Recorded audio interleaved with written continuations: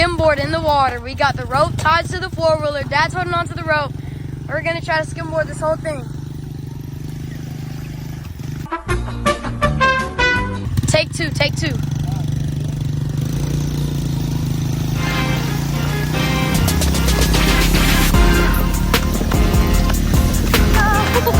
No way! No way!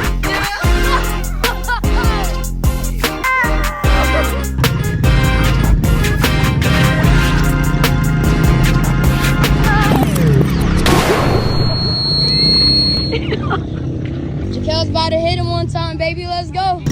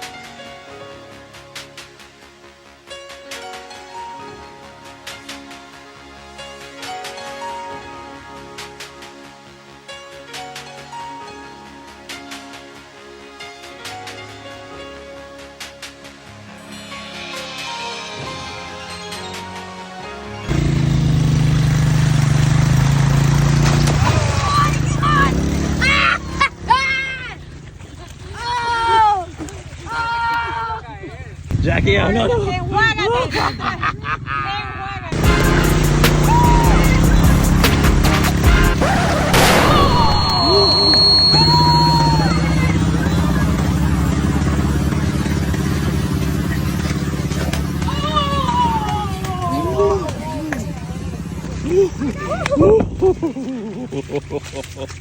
Hey, I tried leaning back.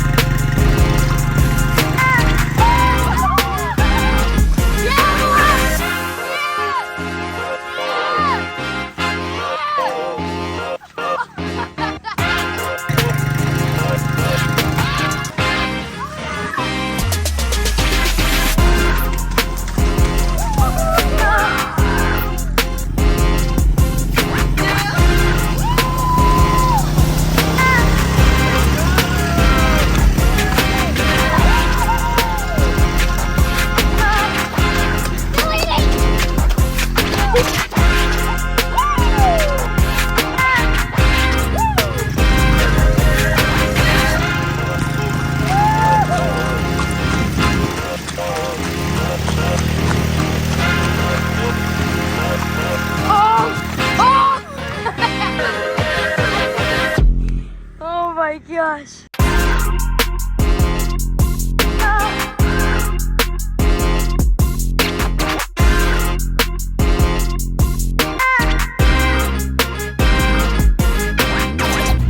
Boys, we're just getting out. Literally just in time. And it is freaking pouring. I am glad that we got out early. I don't know why, but for some reason, there is a literal boat on the side of the road. Only in Polk County.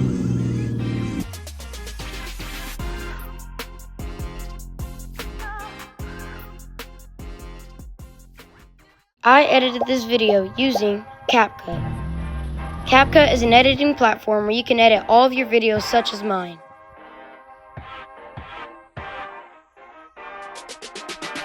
CapCut is my go-to for editing my YouTube videos. You can add and extract audio such as this one. You might not notice it, but I use green screens a lot. All you have to do is tap on overlay, hit remove BG, then go to Chrome Key. So your videos can look like this. You can can also make ultimate replays with the slow-mo feature. This isn't even a sponsor, so if you want to look like an editing pro,